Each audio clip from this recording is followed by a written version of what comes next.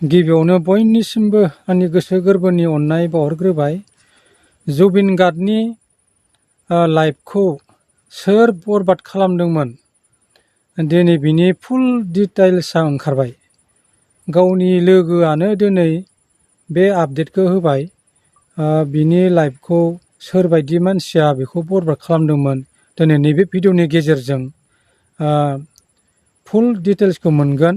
भिडिअखौ जोबजासिम नायलां, स्किप खालामनानै नायनाङा, अब्लानो बुजिगोन। बिदिब्ला फै जों नायलांनि।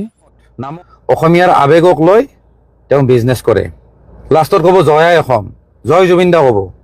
তাৰমানে মানুহৰ আৱেগক লৈ তেওঁলোকে বেপাৰ কৰে, এই শ্যামকণু মহন্তৰ নিচিনা মানুহে। জুবিন গাৰ্গৰ যিটো মেনেজমেণ্ট সেইটো হ'ল হিন্দীভাষী মানুহৰ। সেইকাৰণে মই এদিন জুবিন দাক সমালোচনা কৰি মই কৈছিলোঁ, জুবিন দাক সিদিনা সমালোচনা কৰিছিলোঁ যে আপুনি এই হিন্দীভাষী মানুহক মেনেজমেণ্টত নাৰাখিব। কাৰণ হিন্দীভাষী মানুহে আমাৰ অসমীয়াৰ আৱেগ বুজি নাপায়। তাহাঁত হ'ল বেপাৰী। তাহাঁতে ইয়াতে বেপাৰ কৰিছে, পইচা যেতিয়া হ'ব ঘৰত পঠাই দিব। তাহাঁতৰ অসমীয়াৰ আৱেগ লৈ কোনো মতলব নাই। সিহঁতে ইয়াতে টেম্পৰাৰী থাকে, ক'ৰবাত ফ্লেট কিনিছে বা ক'ৰবাত ভাড়াত আছে, মন গ'লে তাহাঁতে গুচি যাব। আপোনালোকে জানে বৰ্তমানৰ যিজন সিদ্ধাৰ্থ শৰ্মা, সি এজন মাৰোৱাৰী হয়। বিৰাট অসভ্য, বিৰাট হাৰামজাদা। কোনো এজন মানুহক ভাল সন্মান নকৰে সি। মোৰ কথা কোৱা নাই, মোৰ কথা পিছত কয় বাৰু, সেইটো মই নকওঁ।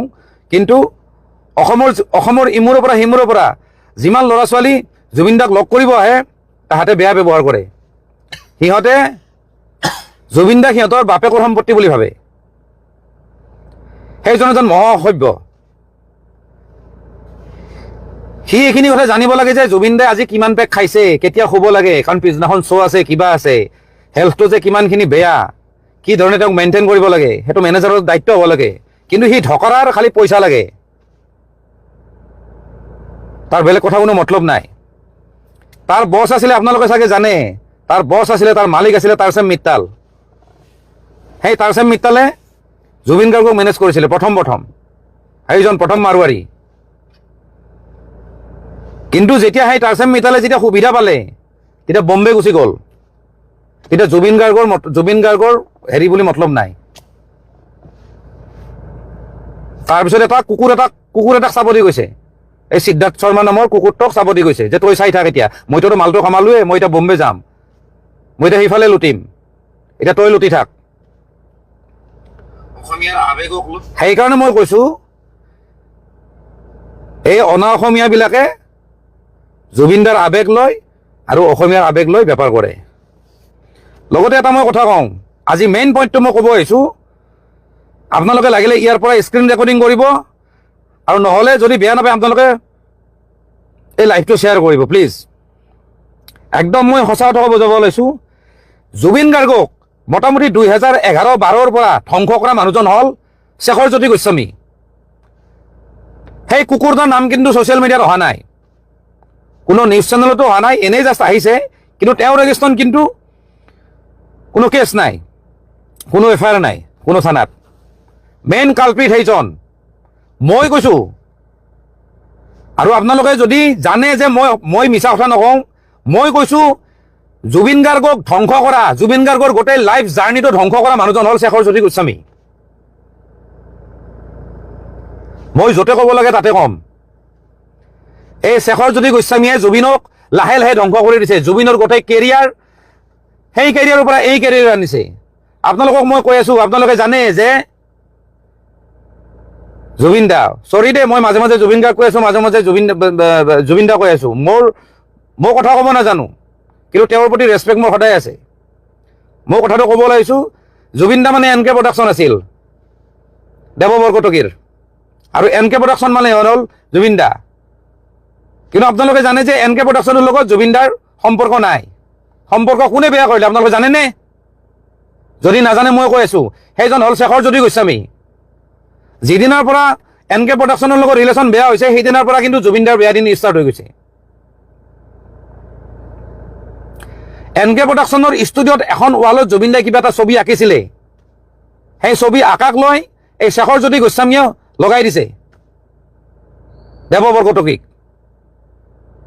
তাৰপিছত দেৱ বৰকটকীয়ে কিবা ক'লে, খঙত কিবা কৈ দিলে, সেই কথাটো আকৌ শেখৰজ্যোতি গোস্বামী আকৌ জুবিন দাক লগাই দিছে যে দেৱ বৰকটকীয়ে এনেকুৱা কৈছে বুলি।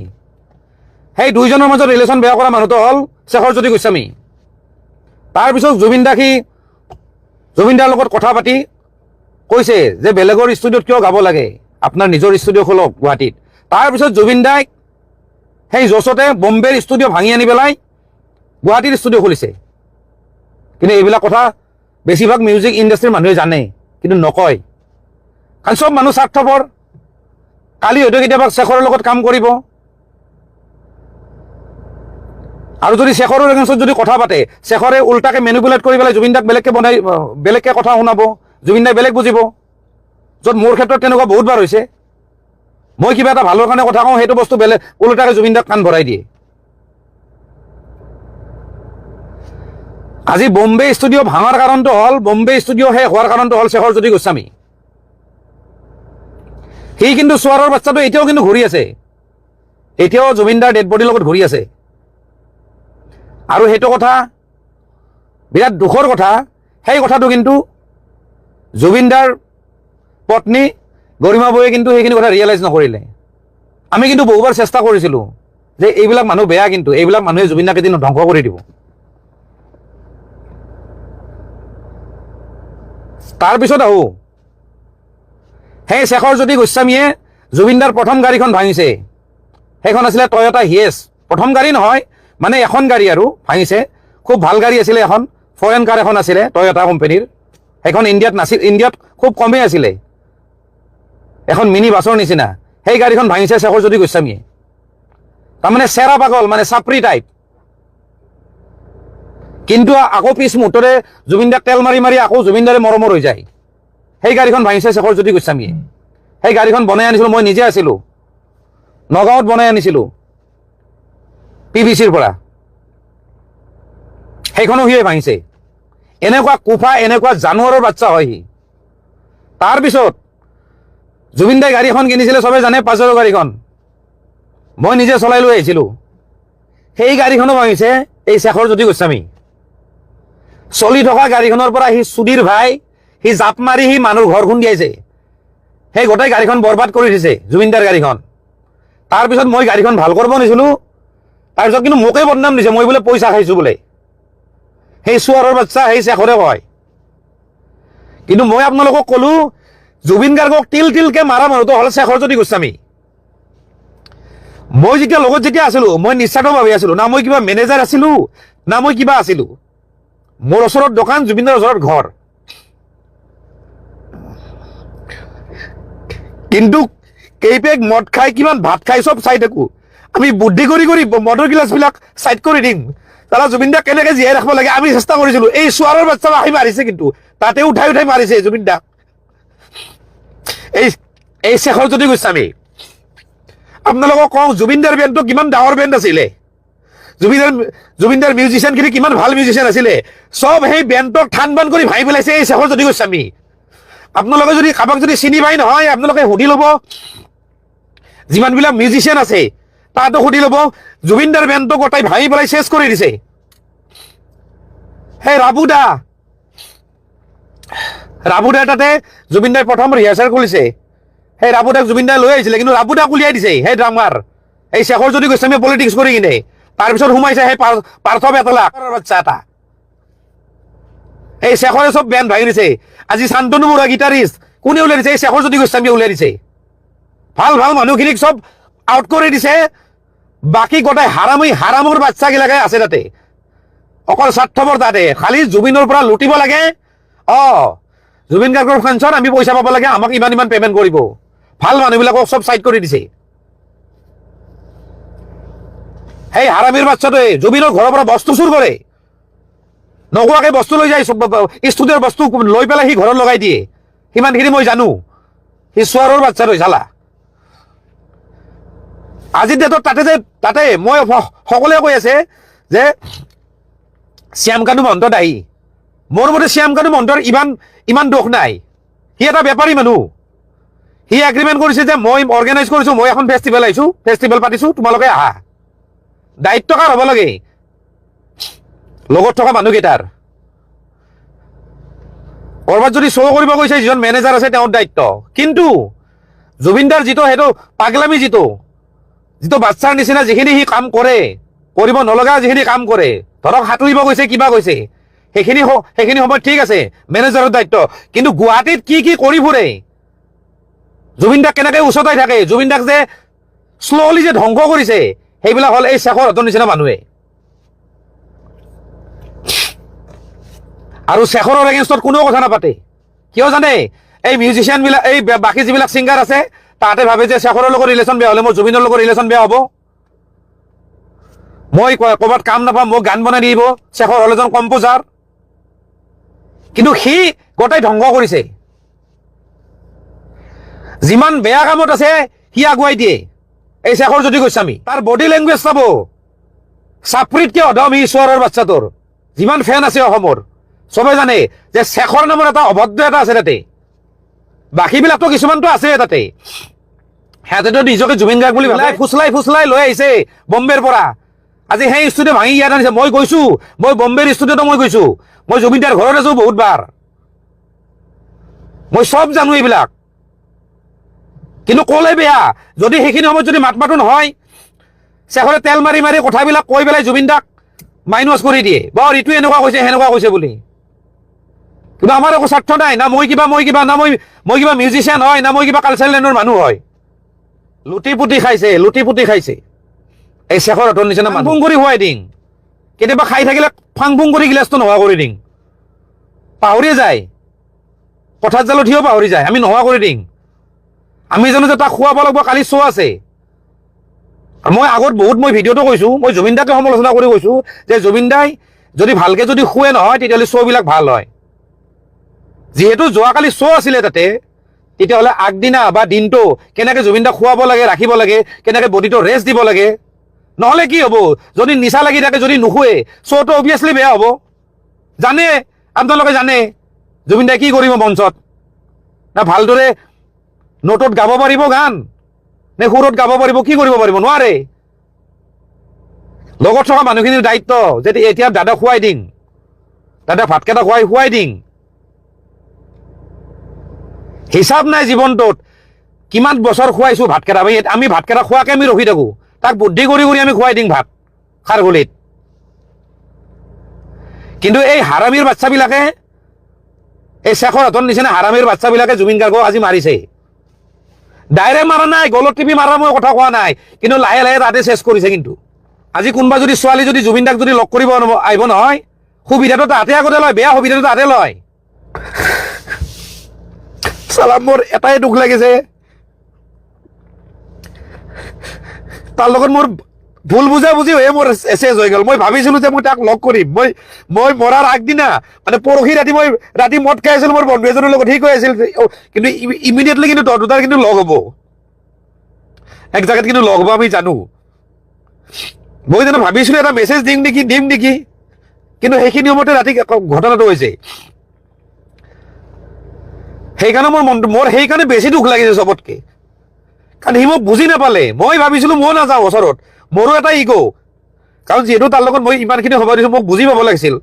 ঠিক আছে, সি নাপালে, সি বেলেগৰ প্ৰৰোচনাত পৰি মোক বুজি নাপালে, সেইখিনি মই বাদ দিছোঁ। মই কিন্তু ভাবিছিলো যে মই পাম, এদিন লগ পাম, ভালকে আমি এদিন কথা পাতিম, গোটেইখিনি বস্তু চিজিল কৰি ল'ম। কিন্তু সেইখিনি মোৰে দুৰ্ভাগ্য, মই হয়তো ক'ৰবাত কিবা পাপ কৰিছিলো, মই সেইখিনি মিলাব নোৱাৰিলো, নহ'ল আৰু সেইখিনি ভগৱানে সেইখিনি সুবিধা নিদিলে। বনাই কিনে দিয়া হৈছে, আমুকে আমুক বুলি ক'ম, আমি আমুক বুলি ক'ম। তাতে মিটিং কৰা হৈছে, তাতে একদম পুৰা স্ক্ৰিপ্ট বনাই লোৱা হৈছে যে এনেকে কোৱা হ'ব হা। আমি কেনেকে গম পাওঁ? খবৰটো আমি বেলেগকে পাইছো বাৰু, ন' ডাউট। মোকতো কৈছিলে যে চুইচাইড কৰিছে জুবিন গাৰ্গে, মই 2 ঘণ্টা আগতে সেনেকে বুলি পাইছো। মানে কেনেকুৱা খবৰ আহিছে হিচাপ নাই। মই তেতিয়া যোনে কৈছিলে, মই কৈছো যে তেওঁ চুইচাইড কৰা মানুহ নহয়।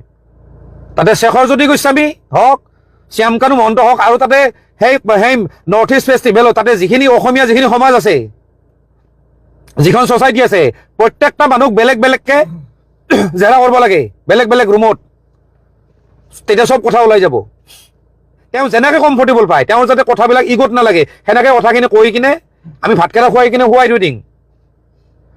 নজগাওঁৱে আমি, পুৰা টোপনি মাৰ, পুৰা চাৰ্জ ল, আমি সেনেকৈ থাকোঁ।